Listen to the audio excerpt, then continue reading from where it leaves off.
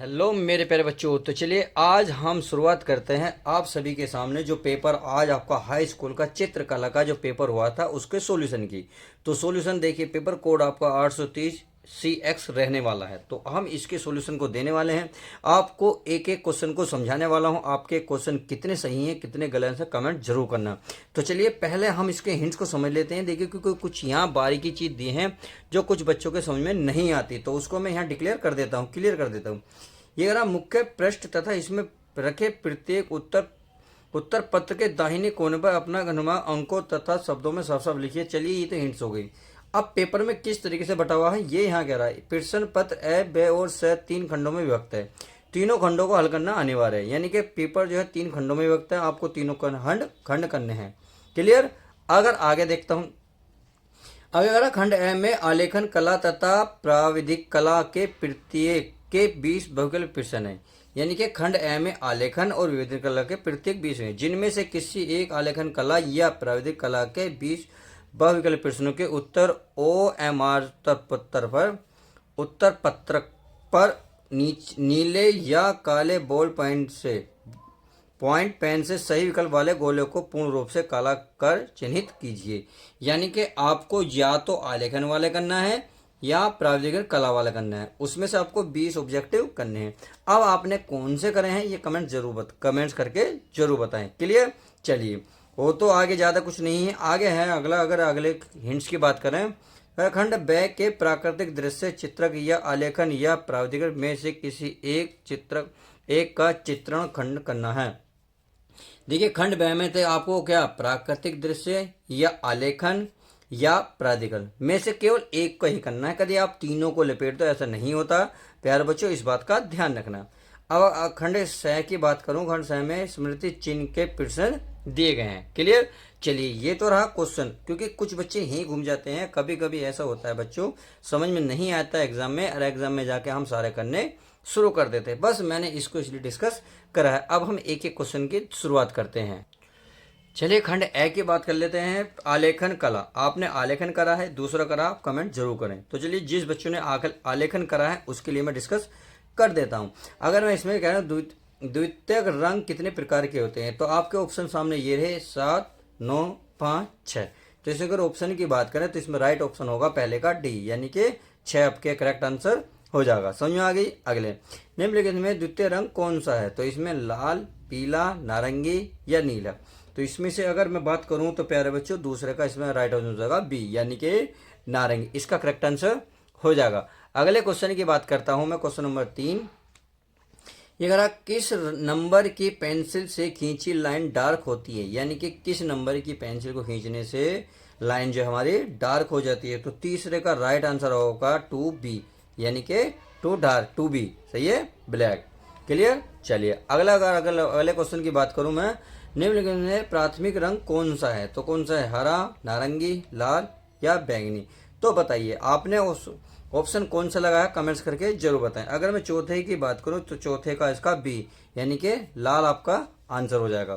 Clear. अगला कौन सा रंग गर्म है, नीला, लाल, हरा, सफेद। तो इसमें से पांचों कौन सा अगर बात करूं तो पांचों का राइट आंसर होगा सी, यानी कि लाल। क्लियर। ये हमारा क्या है, एक गर्म रंग है। अगले क्वेश्चन की बात करूं, क्वेश्चन नंबर हमारा कौन सा है 6। सफेद का विरोधी रंग कौन सा है, तो सफेद का विरोधी रंग हो जाएगा प्यारे बच्चों आपके सामने ऑप्शन है लाल, पीला, नीला या काला। तो इसका राइट आंसर आपका हो जाएगा काला। क्या हो जाएगा, काला। चलिए ये तटस्थ रंग है, यानी कि आपको तटस्थ रंग कौन सा है, नीला, लाल, पीला, हरा, नारंगी, बैंगनी, सफेद, काला। तो इसमें अगर 7वें की बात करूं तो इसमें राइट आंसर हो जाएगा आपका सी, यानी कि सफेद, काला। सही है। चलिए आगे देख लेते हैं, आगे ऑप्शन हमारा क्या कह रहा है। यह लाल में पीला रंग मिलाने से कौन सा रंग बनेगा, तो लाल में अगर पीला रंग मिला दिया जाए तो माय डियर स्टूडेंट कौन सा रंग बनेगा, तो बताइए। ये बनेगा बैंगनी, हरा, नारंगी या भूरा। अगर लाल में पीला रंग मिला दिया जाए तो कौन सा बनेगा, नारंगी, अर्थात 8 का बी हमारा करेक्ट आंसर हो जाएगा। अब अगले नंबर की क्वेश्चन की बारी करते हैं। अगला क्वेश्चन हमारा क्या कह रहा है, देख लीजिए, इसको भी ध्यान से देख लेते हैं। ये कह रहा है बारीक लाइन बनाने के लिए किस नंबर का ब्रश प्रयोग करना चाहिए। देखिए अगर बारीक से बारीक करनी है तो हमारे 1 से तो शुरुआत होगी, यानी कि 4, 7, 5, 7 नहीं, 5, 1 नहीं, केवल कितनी होगी, 1, यानी कि 90 का डी आपका करेक्ट आंसर हो जाएगा। यही इसका आंसर हो जाएगा। तो चलिए अब अगला देख लेते हैं हमारे आगे क्वेश्चन क्या कहते हैं। अब क्वेश्चन नंबर हमारा कौन सा है प्यारे बच्चों, 10। ये क्या, पीले में नीला रंग मिलाने से कौन सा रंग बनेगा। यानी कि अगर पीले में नीला रंग मिला दिया जाए तो आप बताइए इसमें कौन सा रंग बनेगा। ऑप्शन ए हरा, बैंगनी, नारंगी या लाल। अगर इसमें राइट ऑप्शन की बात करें तो 10वें का ए आपका करेक्ट आंसर हो जाएगा, यानी कि हरा। क्लियर, ये लग गया। अब अगला अगला क्या कह रहा है, देखिए ये कह रहा है बिना ब्रश की सहायता से कौन सा रंग लगाया जाता है। तो इसमें से है लाल रंग, तेल रंग, पेस्टल या इनमें से कोई सा नहीं। अगर मैं इसकी बात करूं तो ये होगा बिना ब्रश के पेस्टल रंग लगाया जा सकता है। अगले, छत के केंद्र को अलंकृत करने के लिए कौन सा आलेख उपयुक्त होगा। तो इसमें 12वें की अगर बात करें, 12वें का होगा आपका बी, यानी कि केंद्रक। क्या होगा, केंद्रक, इसका करेक्ट आंसर हो जाएगा। अगले क्वेश्चन की अगर मैं बात करूं तो ये है आपका कला शब्द किस भाषा का है। यानी कि कला शब्द किस भाषा से लिया गया है, हिंदी, पंजाबी, अंग्रेजी या संस्कृत। अगर मैं इसके राइट आंसर की बात करूं तो 13वें का आपका राइट आंसर हो जाएगा डी, यानी कि संस्कृत। क्लियर। अगर अगले क्वेश्चन की बात करें तो चलिए अगला भी देख लेते हैं। यह किनारी डिजाइन का प्रयोग किया जाता है तकिए के केंद्र के लिए, छत के केंद्र के लिए, फर्श के डिजाइन के लिए, साड़ी की किनारी के लिए। साड़ी की किनारी के लिए। तो 14 का अगर मैं राइट आंसर की बात करूं तो 14 का डी हो जाएगा, यानी कि साड़ी की किनारी के लिए किनारी डिजाइन का प्रयोग किया जाता है। क्वेश्चन नंबर 14 समझ आ गया। अब 15 का देख लेते हैं क्या कह रहा है। लाल में नीला मिलाने से कौन सा रंग बनेगा, नारंगी, बैंगनी, पीला, भूरा। तो आप खुद बताएं इसे कमेंट्स करके आपने आंसर क्या लगा के आए हैं। तो 15 की अगर बात करूं, 15 का सी, यानी कि बी करेक्ट इसका आंसर हो जाएगा। सही है। आगे की बात करते हैं। ऑस्टवाल्ड संबंधित है। ऑस्टवाल्ड किससे, संयोजन से, रंगों से, तुलिका से, तेल, माध्य से। तो बताइए अगर मैं 16 की बात करूं तो किससे संबंधित है, रंगों से। अगर सूर्य के रश्मियों में कितने रंग पाए जाते हैं, सूर्य में कितने रंग पाए जाते हैं बताइए, 7, 9, 10, 6। अगर मैं 17 में आंसर की बात करूं तो ये हो जाएगा, यानी कि 7 रंग। क्लियर। अगले क्वेश्चन की बात करते हैं। 18वां, हरा रंग आंखों पर कौन सा प्रभाव डालता है। यानी कि जो हरा रंग है हमें क्या देता है, सामान्य, ठंडा, गर्म या कोई प्रभाव नहीं। तो आपने देखा होगा जहाँ भी आपको हरियाली नजर आती है बड़ा सुकून मिलता होगा, यानी ठंडा ठंडा आंखों से। जब आप जंगलों में जाओगे, किसी पार्क में जाओगे तो आपको हरी हरी मिलेगा सब कुछ। जब हरा मिलेगा तो आपको ठंडक मिलती है, आपको बड़ा महसूस होता है अच्छा। तो क्या आ जाएगा इसका, ठंडा। क्लियर।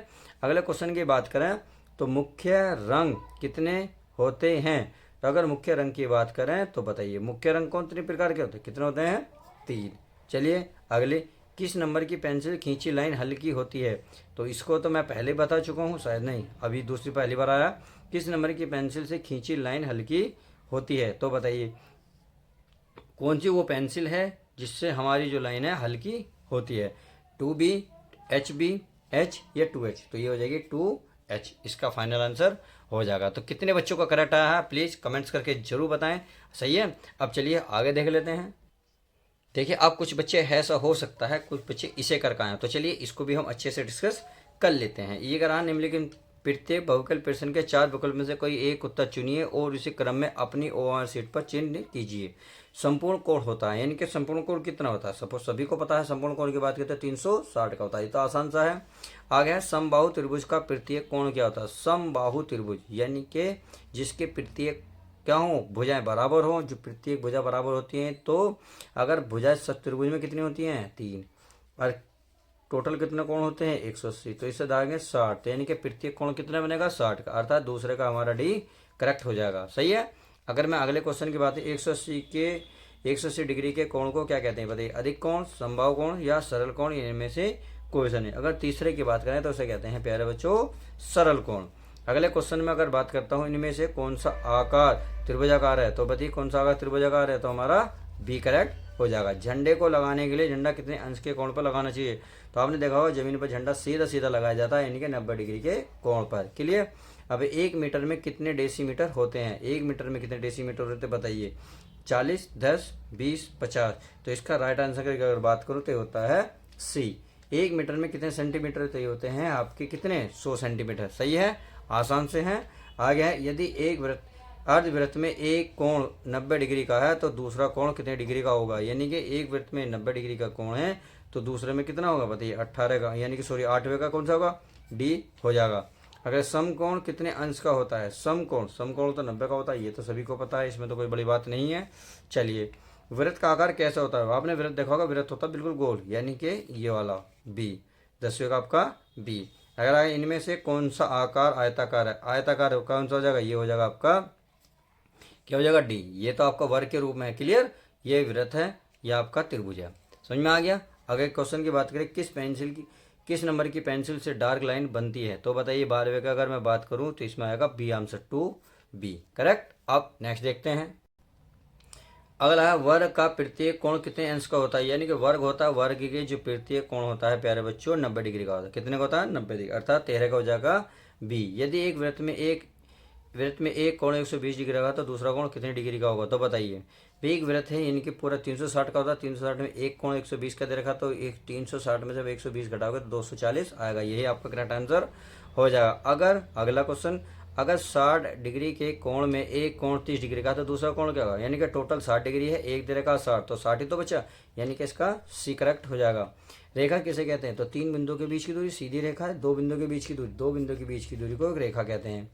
अगला क्वेश्चन, वर्ग की चारों भुजाओं की माप क्या होती है, यानी वर्ग की चारों भुजाओं की क्या माप होती है, बराबर होती है, क्या होती है, बराबर। 1 डेसीमीटर में कितने सेंटीमीटर होते हैं, तो बताइए 1 डेसीमीटर में अगर सेंटीमीटर की बात करें तो 18 का हो जाएगा आपका ए, क्लियर। आगे, हल्की रेखा खींचने के लिए किस नंबर की पेंसिल चाहिए, तो हल्की अगर रेखा खींचनी हो तो किस नंबर की पेंसिल चाहिए, HB की, किसकी, HB की, क्लियर। आगे बात करते हैं, सॉरी गलत हो गया, ये तो इसका ये है प्यारे बच्चों, गलती, सॉरी चाहते हैं, तो इसका हो जाएगा 19 का बी, क्लियर। अगर मैं 20 की बात करूँ नेक्स्ट की, तो ये कह रहा समबाहु त्रिभुज किसे कहते हैं, तो जिसकी तीनों भुजा का अंतर्कोण क्या आपस में बराबर हो। तो आपकी वीडियो कैसी लगी प्लीज़ लाइक और शेयर करके जरूर बताएं।